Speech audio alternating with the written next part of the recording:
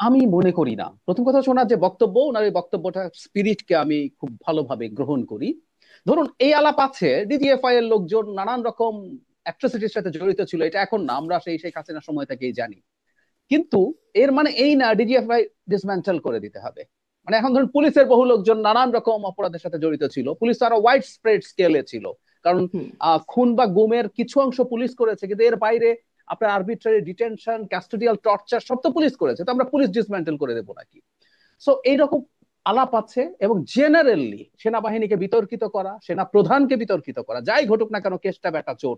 এই যে এখনো কিন্তু এটা হচ্ছিল, যখন এই ইয়ে হলো, তাদের বিরুদ্ধে ওয়ারেন্ট হলো, 2-3 দিন থেকেই আলাপ হলো, হ্যাঁ ওয়াকারকে যেতে হবে, জেনারেল ওয়াকারই সব নষ্টের গোড়া, তাকে হুম। থাকানো যাবে না, তিনি ইন্ডিয়ান লোক, তিনি শেখ হাসিনার আত্মীয়, তিনি সব ধ্বংস করেছেন, আমাদের বিপ্লব শেষ করছেন। আসলে আমি যে কথাটা আসলে বলতে চাই, এটাও খুব জরুরি। এই যে আজকে এটা করার মাধ্যমে, এই যে তারা তাদেরকে তাদের মতো করে সেনা আইনে, আবারও বলছি, আমি যতদূর বুঝতে পারছি, এক ধরনের ডিটেনশনে নিয়েছেন। সেই ডিটেনশনটা করার মাধ্যমে এই স্পেকুলেশন গুলো বন্ধ করা গেল যে সেনাবাহিনী এই ধরনের লোকজনকে ওন করে সরকারের বিরুদ্ধে কোনো অবস্থান নিবে।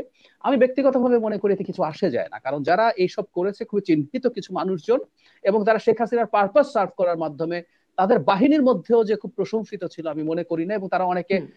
কিছু বেনিফিট পেয়েছে, যেগুলো আসলে অনেকের ইভেন অসন্তোষ তৈরি করেছে, কারণ এই কাজগুলো তো করে বেনিফিট পাওয়ার জন্য, প্রমোশন থেকে শুরু করে নানান রকম বেনিফিট। সুতরাং সেনাবাহিনীর মধ্যে এটা নিয়ে তার মনোবলে কোনো তেমন কিছু হবে না। কিন্তু আমরা যদি বাইরে থেকে বা ভেতর থেকে কোনো না কোনো ফর্মে সেনাবাহিনীকে প্রতিষ্ঠান হিসাবে, বা সেনাবাহিনীর কোনো উইংকে, কোনো এজেন্সিকে, বা সেনা প্রধানকে এমন ভাবে টার্গেট করি যে জেনারেলি সবকিছু খারাপ হচ্ছে, সেটা অস্থিরতা তৈরির কারণ হতে পারে।